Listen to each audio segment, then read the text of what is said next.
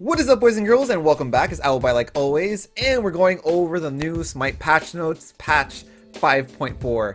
So, this patch is named Smite Birthday, which is just celebrating Smite's birthday, basically.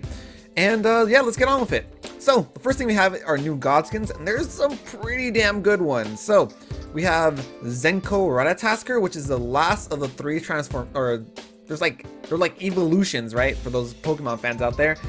There's three different ones. If you have all three, you get Final Fusion Ratatasker, which is right here. So let's look at the first one. I believe it is obviously it's a white with blue recolor, and I think it has a female personality. I might be wrong on that, but I think that's what it showed off. And then if you have all three of them, the black, the first one, which I think it was like more brown, and then the white one, you get this one, which is Final Fusion Ratatasker, which, again, pretty damn cool. Comes with a more cosmic look. In the skin, you can see, like, especially in the art, like in this head area, you can see kind of like a Cosmo type style there. It's pretty damn cool. Next, we have Revenant Achilles. This skin actually looks really damn cool. Like, I really like it.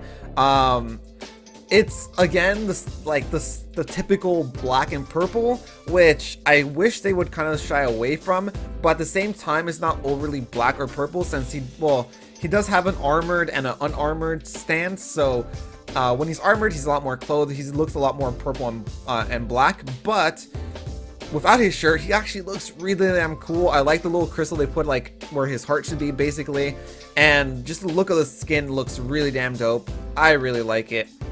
Next, Base Cannon Neef. Hell yes, a new Neef skin. So this is to kind of it's going insane like DJ thing. It comes with a special emote where you have a dance party and all that good stuff. As you can see on her belt is actually like a rotating it's rotating text which says "You rock," and then after it says "You rock," it says "Cancel that," which I think is kind of cool. The helmet has that little like sound wave thing on it. Pretty damn cool. And yeah, like overall, I hate the skin and I love the skin for all the right and wrong reasons. So again, not my favorite style of skin, but it's a cool skin nonetheless. I know a lot of people are gonna like that. Then we got Beaky Chibi Thoth, or Toph, or whatever you want to call it. In line with the other Chibi skins, so Chibi Raw, Chibi Kukulkan, or not Kukulkan, Kukulkan. So it's a Chibi skin. This one's really cool. They redid a lot of the hieroglyphs to look more like kid art, which is really cool. They also make him look adorable. The snake on his head looks fantastic. It's overall really cool, and even like his ult, like in the middle, it has a poorly drawn like smiley face. It's very charming, to say the least. It's very charming. Next, Chrononos is gonna get a skin, Pixel Beast Chrononos. So this is in line with the Pixel Buster Freya skin. I believe Hubwa got like one sort of like this, like the EX. Is this? No, Pixel Buster is different. Never mind. I'm talking about the EXE one. So like Jiba has one, Humbats has one, so it's in line with that.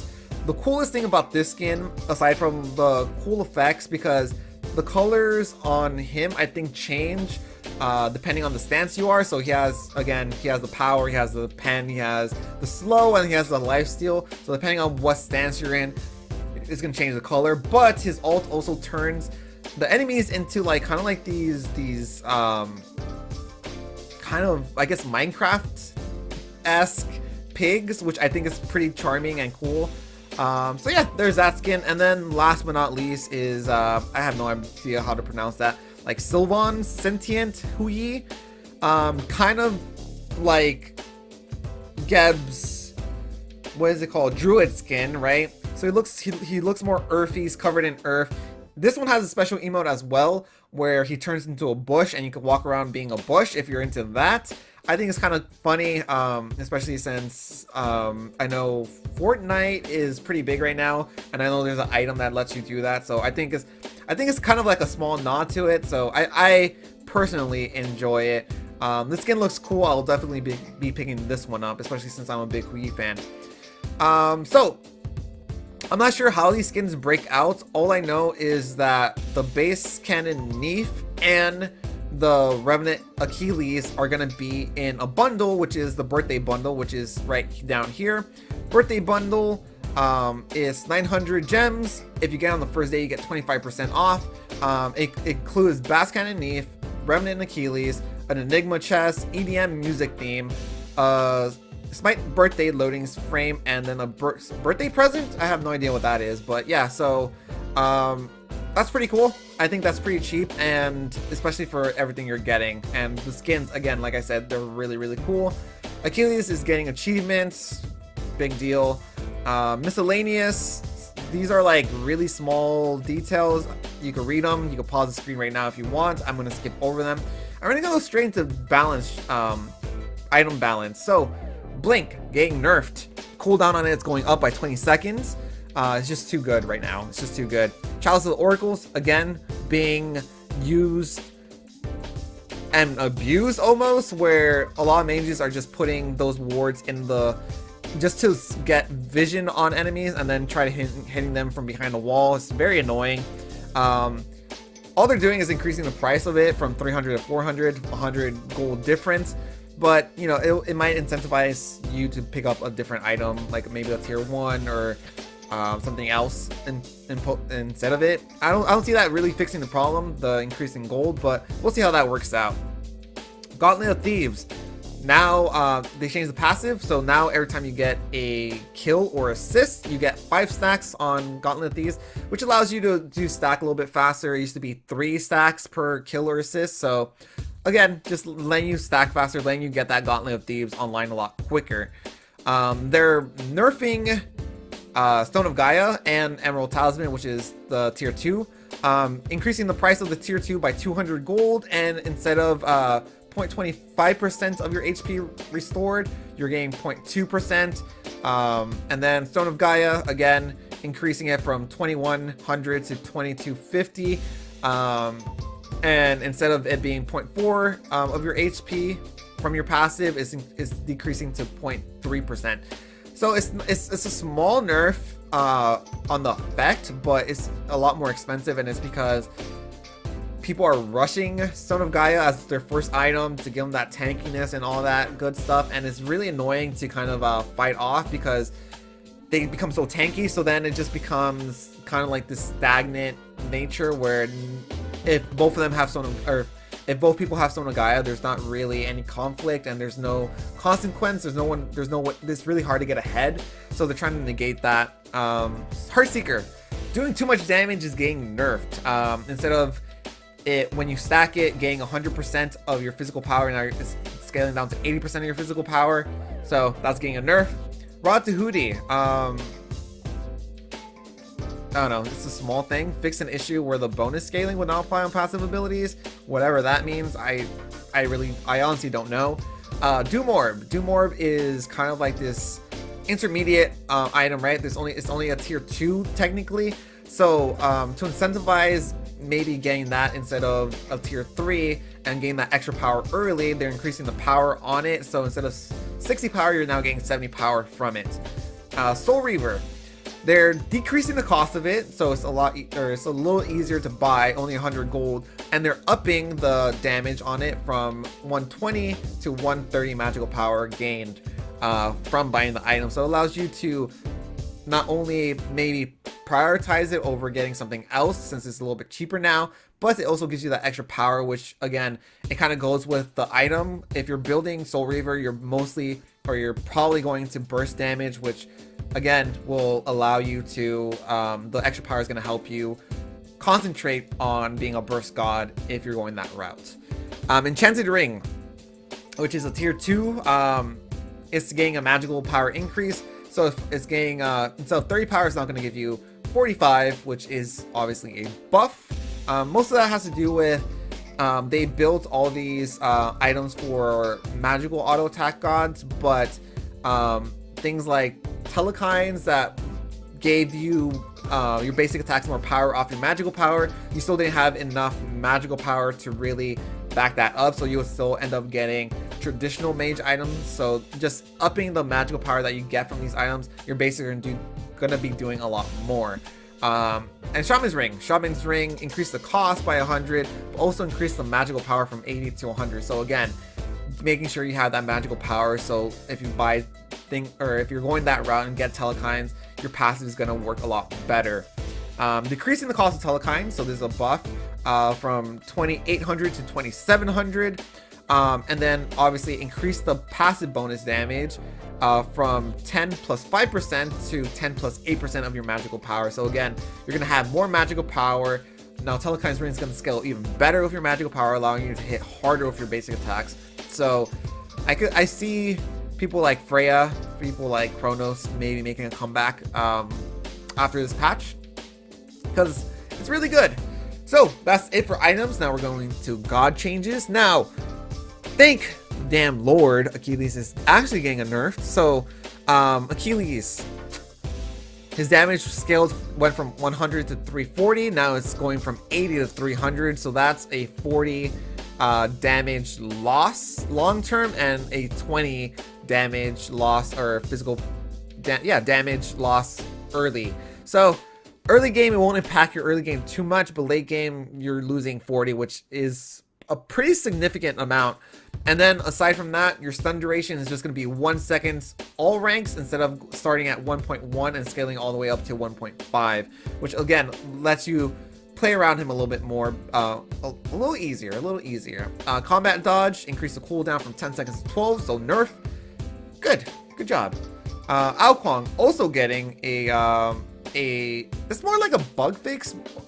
So when you used King of the Eastern Seas, there's a small period where basically even if you hit him or whatever, you couldn't, like it was actually he was actually invulnerable.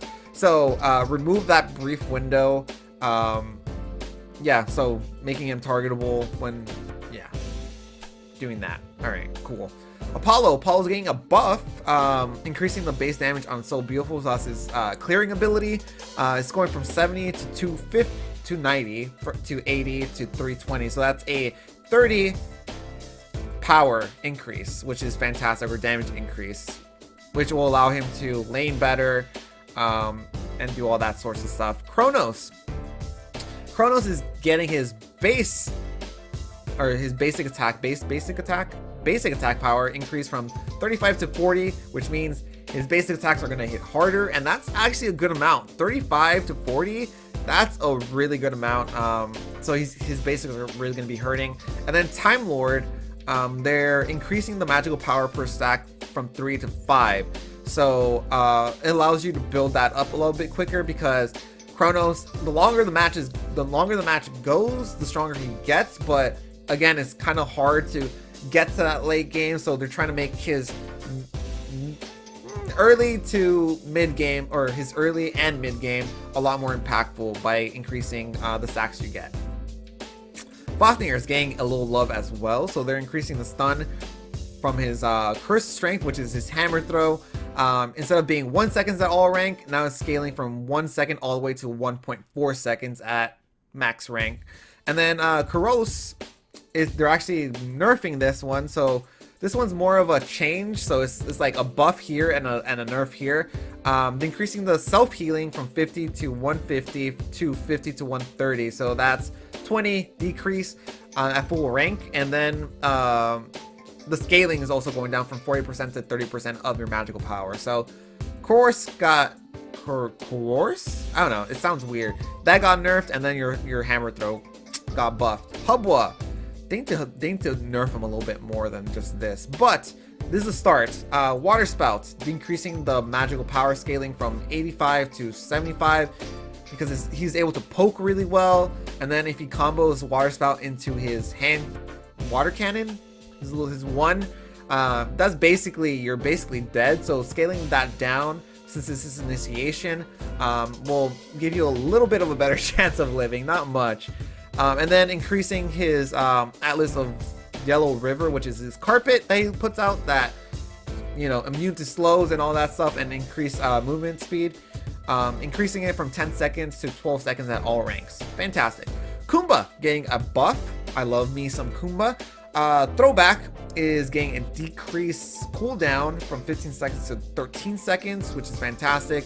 Because that's 15 seconds is a long time. It's a long time. And then Groggy Strike is getting a damage increase. So it's going from 70 to 270, 290 to 290. So that's 20 increase. And it's just to make his Groggy Strike feel a little bit better. It does have probably one of the longest wind up. So if you end up hitting it, they want it to actually, you know, dent something, right? So they're increasing the damage, but not, you know, decreasing the wind up on it, which, you know, fair enough. Nemesis, Divine Judgment. She's getting a nerf. Divine Judgment decreasing the self buff that she gets from 8 seconds to 5 seconds. So when you use your ult, now you're only being buffed for 5 seconds instead of 8, which that's almost half. Like, you know, you're losing 3 seconds off of that. 1 more seconds and it would have been half, but you know, whatever. And then increasing the cooldown to 90 seconds at all rank instead of starting at 90 seconds and scaling down all the way to 70 at max rank. So she's going to be able to use her ult less, and her self buff is going to be for a shorter time. Nuwa, Mysterious Fog. Nuwa basically early game especially, it takes usually 2 abilities to clear, so they're kind of helping her by decreasing the mana cost on Mysterious Fog. So it's going from 70 to 90 to 60 to 80, so that's a 10 mana decrease every time you cast it. And then also decrease the time that Nuwa is revealed from in the fog from 3 seconds to 1 second. So what that means is if you're in the fog and you attack, you're no longer invisible in your Mysterious Fog, and then you would have to wait 3 seconds until you would become invisible again. Instead of waiting those 3 seconds, if you stop attacking for 1 second, you're invisible again in your Mysterious Fog. So it's a quality of life change, nothing too big, but it should make her feel a little bit better. Clay Soldiers. Sometimes we're too slow, especially now that everyone's building a lot of movement speed. They wouldn't catch up to enemies, so they're increasing the base movement speed from 350 to 365. That's a 15% or 15 point increase, which is really good. And then aside from that, sometimes you would be faster than your clay soldiers, so you'll put out your clay soldiers to attack. They wouldn't be able to reach them, and then if you're chasing, you might be faster than your clay soldiers, so then your clay soldiers will actually body block you, which was really annoying. So that should again, it's a quality of life change that should help Nuwa in the long run. Shining Metal, which is her 3, decrease the mana from 60 to 50, so that's great. And then increase the power scaling by 10%, which is also really good. And then her ults now can pass through player made deployables while lifting off. So say there's an Odin ring, you're at the edge, you use it, now you can get over the Odin's ring or whatever else, Bracken ult, whatever. It just makes sense since her animation kind of shows that. So again, if I believe if you ult in an Odin ring and you're on the edge, you won't actually end up on the other side. You'll just land back in the Odin ring. So again, just giving her a little bit more of an escape plan, and just having the animation actually makes sense because she does go up in the air and whatever. Raw, increasing his movement speed from 155 to 360. That's base movement speed, I believe. So he's going to be a little bit quicker, and again, that's because of his characteristics as a very mobile. You want to be able to move side to side and be like really annoying, right? And then Celestial Beam, the scaling of it is going from 80 to 90%, so it's going to hit a lot harder. Thuff is the last one here.